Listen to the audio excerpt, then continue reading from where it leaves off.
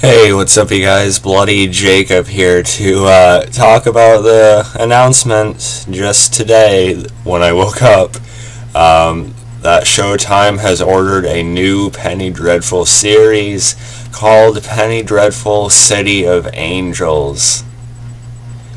Yes, that's right. We may have gotten the finale, a couple of years ago now, the season 3 finale, which people are still really divided on. I think there should have at least been in season 4 or something. But it's surprising that they're going back to it at all. And I definitely wasn't expecting it.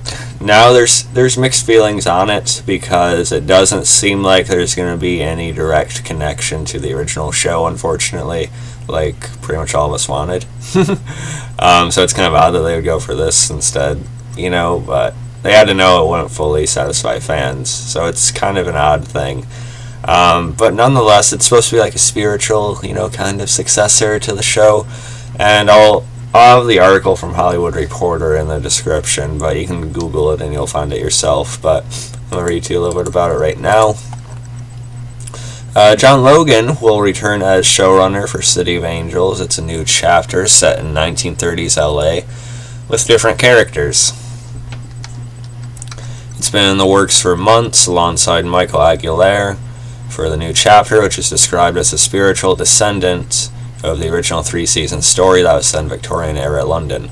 Production on this incarnation will begin in 2019. A premiere date and episode count have not yet been determined. City of Angels opens in 1938 Los Angeles for a story that Showtime describes as a time and place deeply infused with Mexican-American folklore and social tension, rooted in the conflict between characters connected to the deity Santa Marti and others allied with the devil. Penny Dreadful, City of Angels will explore a mix of the supernatural and combustible reality of that period, creating new occult myths and moral dilemmas within a historical backdrop. The series will feature all new characters and storylines. It will have a social consciousness and historical awareness that we chose not to explore in the Penny Dreadful London storylines. We will now be grappling with specific historical and real-world political, religious, social, and racial issues. In 1938, Los Angeles is facing some hard questions about its future and its soul. Our characters must do the same. There are no easy answers, there are only powerful questions and arresting moral challenges. As always, in the world of Penny Dreadful, there are no heroes or villains in this world, only protagonists and antagonists, complicated and conflicted characters living on the fulcrum of moral choice.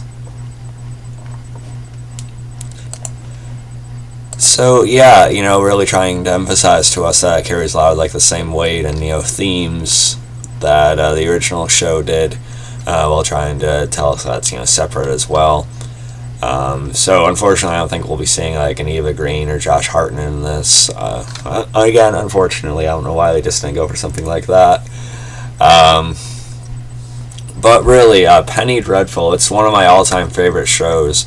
I've watched a lot of shows over the years, and it's easily within my top 5.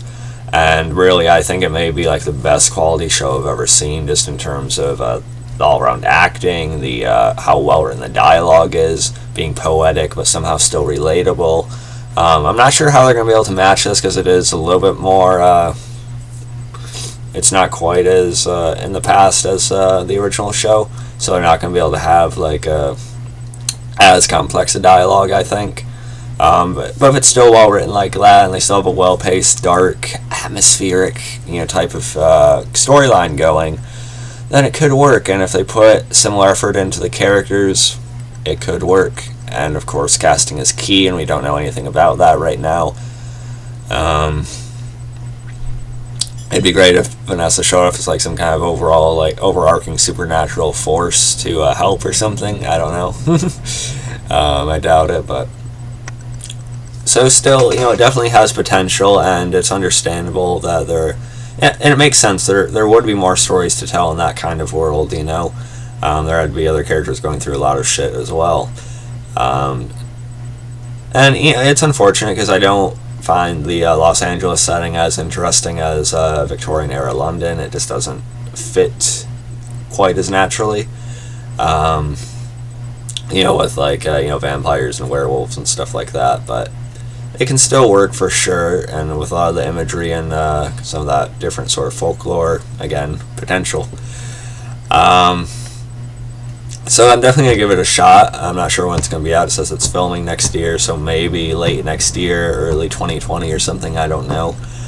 But I'll definitely be checking it out when it comes out, and hopefully it's half as good as the original show, and that'll be something at least, right? Because, yeah, I, like you, had mixed feelings about the final episode of the original show, and the final season in general. I mean, I thought the final season in general was pretty good. It just felt rushed, and like there was going to be more at a certain point. And it seemed like Billie Piper, the actress who played, Verona Croft, Lily and everything, she said she was pretty thrown off by it ending. So I honestly think the network pressured John Logan to say it was his plan all along. Even if he planned to do with Vanessa what he did with Vanessa, I still think he had ideas to continue it on further. So I think they kind of pressured him to say otherwise. But still, we gotta give the show a shot. And like I said, at least this is a world worth sort of seeing more of. So we'll see what they hopefully do with it. And then, what you guys think about this announcement? You can follow me on Facebook, Twitter, Instagram, like, subscribe, and I'll catch you guys next time. Peace.